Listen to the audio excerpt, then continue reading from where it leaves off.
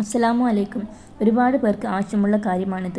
എൻ്റെ മക്കൾ അല്ലെങ്കിൽ ഭർത്താവ് അല്ലെങ്കിൽ പിതാവ് നിസ്കരിക്കുന്നില്ല, ദീനിയായ കാര്യങ്ങളിൽ ഒരു ചിന്തയുമില്ല, അള്ളാഹുവിനെ പേടിയില്ല, എന്ത് പറഞ്ഞാലും കേൾക്കുന്നില്ല, ഇങ്ങനെ തുടങ്ങിയ ഒരുപാട് പ്രശ്നങ്ങളുള്ള ആൾക്കാരുണ്ട്.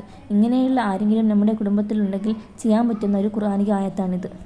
ആദ്യം ഓതാൻ കഴിയുന്ന ഒരു സമയം തിരഞ്ഞെടുക്കുക. പിന്നെ ഒരു ഗ്ലാസ് വെള്ളമെടുക്കുക. ശേഷം ഇബ്രാഹിമിയ സ്വലാത്ത് ഒരു തവണ ഓതുക. ശേഷം സൂറത്തുൽ ബഖറയിലെ 5-ാമത്തെ ആയത്ത് ബിസ്മില്ലാഹിർ റഹ്മാനിർ റഹീം ഉലായിക അലാ ഹുദം മിൻ റബ്ബിഹിം വഉലായിക ഹുമുൽ മുഫ്ലിഹൂൻ എന്ന ഈ ചെറിയ ആയത്ത് 101 തവണ ഓതുക. ശേഷം ഇബ്രാഹിമിയ സ്വലാത്ത് ഒരു തവണ ചൊല്ലുക. എന്നിട്ട് ഇഷ്ഫി എന്ന് പറഞ്ഞ് നമ്മൾ എടുത്തു വെച്ച വെള്ളത്തിൽ മന്ത്രിക്കുക. ആദ്യം സലാത്ത്, പിന്നെ ആയത്ത്, പിന്നെ സലാത്ത്, ഇങ്ങനെയാണ് ഓതേണ്ടത്. പഠിക്കുക, അല്ലെങ്കിൽ സ്ക്രീൻഷോട്ട് എടുത്തു വെക്കുക.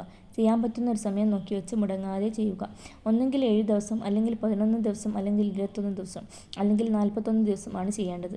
ഇങ്ങനെ ചെയ്ത് ഇത്തരം സ്വഭാവമുള്ള ആൾക്ക് കൊടുക്കുക. തീർച്ചയായും ഇതുപോലെ ചെയ്താൽ അവർക്ക് മാറ്റമുണ്ടാകും. അവർ നിസ്കാരം നിലനിർത്തുന്ന ദീനിയായ നടക്കാൻ തുടങ്ങും.